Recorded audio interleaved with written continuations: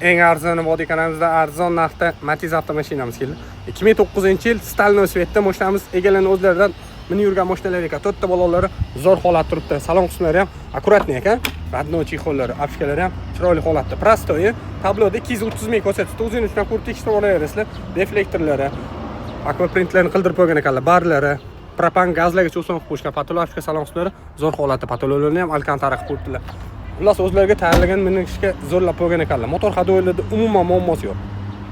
Shu joyini boshqa nasib turib olsani zo'r holat keladi. Kraskasi kelgan bo'lsak, ATB'larda bor ekan, o'zlari ham bilmas ekanlar. O'zingiz ham ko'rib tekshirib olaverasizlar. Endi strashniy udallari yo'q, toza joylarni ham ko'p qo'shibdi mashinani.